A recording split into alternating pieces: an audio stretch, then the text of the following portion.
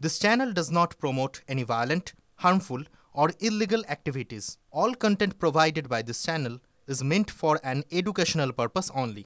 Cancer Healer Center, a new beginning. দেখুন, রাজ্য সঙ্গীতের পর এবার রাজ্যের জন্য পৃথক পতাকার দাবি করা হলো। এবার পশ্চিমবঙ্গের জন্য পৃথক পতাকার দাবি তুললেন তৃণমূল বিধায়ক। বিধানসভায় রাজ্যের জন্য পৃথক পতাকা দাবি মনোরঞ্জন ব্যাপারী। পশ্চিমবঙ্গকে আলাদা রাষ্ট্র করতে চায় তৃণমূল, আক্রমণ সুকান্ত মজুমদারের। মাননীয় মুখ্যমন্ত্রীর কাছে এবং বিধানসভার সমস্ত সদস্যদের কাছে, সরকার পক্ষ বিরোধীদের পক্ষ সবার কাছে আমি একটা আবেদন রেখেছি যে অন্যান্য রাজ্যের যখন রাজ্য সঙ্গীত আছে, রাজ্যের পতাকা আছে, আমাদের রাজ্য সঙ্গীত আমরা পেয়েছি, আমাদের রাজ্যের জন্য একটা নিজস্ব পতাকা ভাবনা চিন্তা করা হোক, যে পতাকার মধ্যে দিয়ে আমাদের রাজ্যের সংস্কৃতি, কৃষ্টি, নিজস্ব পরিচিতির প্রকাশ পাবে। প্রয়োজন আর অপ্রয়োজন এইটা একটা আপেক্ষিক শব্দ। আমার এই জামাটা গায়ে না দিলে কি হতো, কিন্তু দিয়েছি। বাঙালি জাতি সাহিত্যে, সংস্কৃতিতে, মেধায় একটি উন্নত জাতি হিসাবে পরিচিত। বাংলা ভাষা আন্তর্জাতিক স্বীকৃতি পেয়েছে। ভারতবর্ষের বিভিন্ন প্রান্তে আমরা দেখেছি, জেনেছি যে অনেক রাজ্যের নিজস্ব পতাকা আছে, অনেক রাজ্যের আছে। মনোরঞ্জন ব্যাপারী তার ইতিহাসটা ভুলে গেছেন হয়তো। উনি বাংলাদেশ থেকে লাথি খেয়ে এপারে এসেছিলেন। বাংলাদেশে থেকে তখন ওনার সেকুলারিজম উনি চালাতে পারেননি।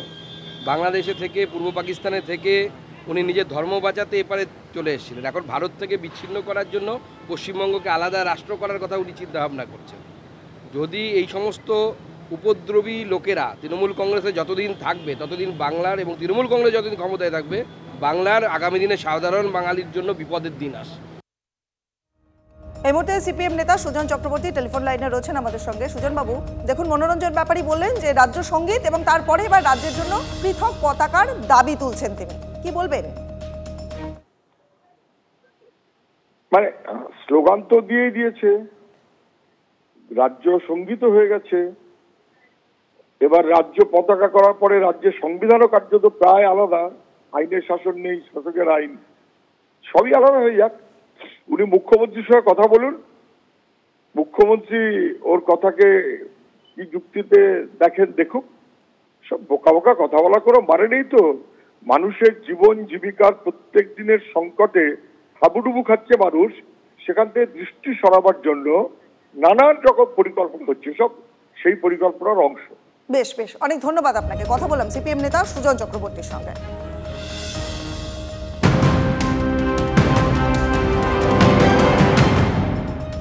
দেখুন, 27 বছর পর দিল্লিতে ক্ষমতায় এলো বিজেপি।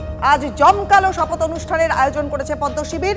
রেখা গুপ্তার শপথে দিল্লিতে মেগা শো বিজেপির। সরাসরি চলে যাব, আমাদের সহকর্মী জ্যোতির্ময় কর্মকার রয়েছেন আমাদের সঙ্গে। জ্যোতির্ময়, এই মেগা শো হতে চলেছে, রেখা গুপ্তা তিনি শপথ নেবেন, কখন হতে চলেছে এই শপথ গ্রহণ অনুষ্ঠান?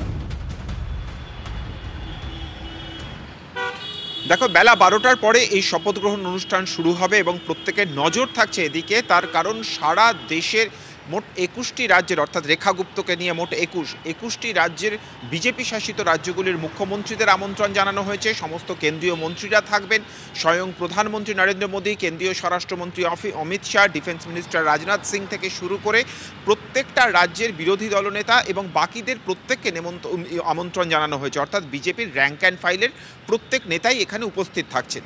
যে বিষয়টি আলোচনায় সবথেকে বেশি গুরুত্বপূর্ণ হয়ে উঠছে যে রেখা গুপ্তা কেন, অবশ্যই একটি উত্তর যে যেভাবে দিল্লির সেন্টিমেন্টে বা রাজনীতির ধারাবাহিকতায় আমরা দেখেছি যে মহিলারা গুরুত্বপূর্ণ ভূমিকা পালন করেছে। একটা সময় বিজেপির তরফ থেকে প্রথম সুষমা স্বরাজ তিনি মহিলা মুখ্যমন্ত্রী হিসেবে দায়িত্ব গ্রহণ করেন, খুব অল্প সময়কাল তিনি ছিলেন।